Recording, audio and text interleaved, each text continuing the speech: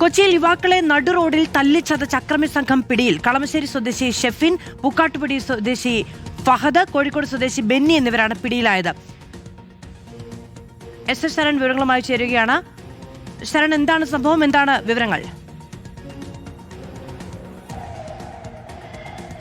മാധു, കഴിഞ്ഞ ദിവസമാണ് ക്രൂരമായ ആക്രമണം ഈ പ്രതികളുടെ ഭാഗത്തു നിന്ന് ഉണ്ടായത്. വാഹനത്തിന് സൈഡ് നൽകിയില്ല എന്ന് ആരോപിച്ചുകൊണ്ടാണ് ഈ പ്രതികൾ ക്രൂരമായ ആക്രമണം അഴിച്ചുവിട്ടത്. അതിന്റെ ദൃശ്യങ്ങൾ പുറത്തുവരികയും ചെയ്തിരുന്നതാണ്. ദൃശ്യങ്ങൾ കൃത്യമായി തന്നെ നമുക്ക് കാണാൻ കഴിയുമായിരുന്നു. അതായത് ഈ രണ്ട് യുവാക്കളെ ചവിട്ടി നിലത്തേക്ക് ഇടുന്നു, അതായത് ആക്രമിച്ച് നിലത്തേക്ക് ഇടുന്നു. അതിനുശേഷം നിലത്ത് വീണ യുവാക്കളെ ചവിട്ടി പരിക്കേൽപ്പിക്കുന്നത് തന്നെ ദൃശ്യങ്ങളിൽ വ്യക്തമായിരുന്നു.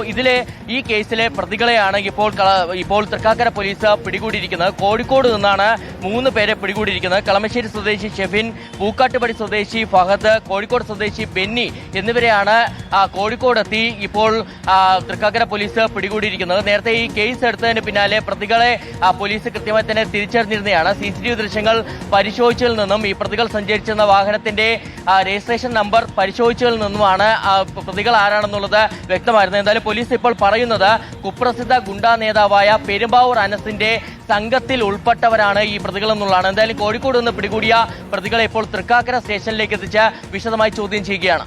ഈ വാഹനോടമയെ കോട്ടയത്ത് നിന്നും മറ്റോ കസ്റ്റഡിയിൽ എടുത്തിരുന്നല്ലോ, അയാളുടെ മൊഴിയിൽ നിന്നാണോ പ്രതികളിലേക്ക് എത്തിയത്?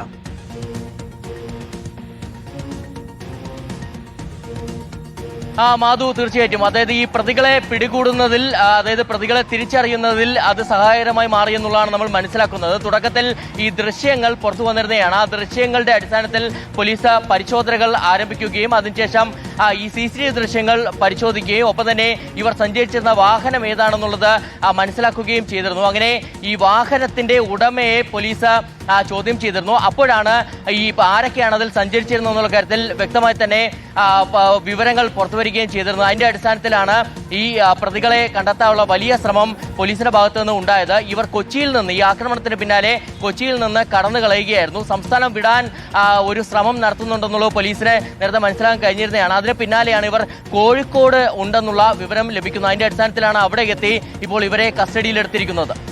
ശരണി, പരിക്കേറ്റവരിൽ ഒരാളുടെ നില ഗുരുതരമായിരുന്നു, ആന്തരിക രക്തസ്രാവം അടക്കമുണ്ട് എന്നുള്ളതായിരുന്നു ഇന്നലെ ലഭിച്ച വിവരം. എന്താണ് ഇവരുടെ ആരോഗ്യാവസ്ഥ? മാധു, കാക്കനാട് വാഴക്കാല സ്വദേശികൾക്കാണ് പരിക്കേറ്റത്. ഇതിൽ വാഴക്കാല സ്വദേശിയായ പ്രവീണിന്റെ നില ഇപ്പോഴും ഗുരുതരമായി തുടരുകയാണെന്നുള്ളതാണ് നമ്മൾ മനസ്സിലാക്കുന്നത്. നമുക്ക് ആ ദൃശ്യങ്ങളിൽ കൃത്യമായി തന്നെ കാണാൻ കഴിയുന്നുണ്ട്. 2 പേർക്കും കാര്യമായി തന്നെ മർദ്ദനം ഏറ്റിട്ടുണ്ട്. ഈ ഗുണ്ടകൾ, അതായത് ഗുണ്ടാ സംഘമാണ് ഇതിന് പിന്നിൽ എന്നുള്ളത് നേരത്തെ പോലീസ് സ്ഥിരീകരിച്ചിരുന്നതാണ്. ഈ ഗുണ്ടകൾ വലിയ രീതിയിൽ തന്നെ ആക്രമണം അഴിച്ചുവിടുകയായിരുന്നു. വാഹനത്തിന് സൈഡ് നൽകിയില്ല എന്ന് ആരോപിച്ചുകൊണ്ട് ഈ 2 പേരെയും അടിക്കുകയും അതിൽ ഒരാൾ താഴേക്ക് വീഴുന്ന സമയത്ത് അപ്പോൾ തന്നെ താഴേക്ക് വീഴുന്നു. അങ്ങനെ ഈ ചവിട്ടി പരിക്കേൽപ്പിക്കുകയായിരുന്നു. അങ്ങനെയാണ് ഈ വാഴക്കാല സ്വദേശിയായ പ്രവീണ് ഗുരുതരമായി പരിക്കേറ്റത്. ആന്തരിക രക്തസ്രാവം ഉണ്ടായിരുന്നു. യുവാക്കളെ ക്രൂരമായി തല്ലി ചതച്ച സംഭവത്തിൽ ഇപ്പോൾ പ്രതികൾ പിടിയിലായിരിക്കുന്നു എന്നാണ്. കോഴിക്കോട്ട് വെച്ചാണ് പ്രതികൾ പിടിയിലായത്.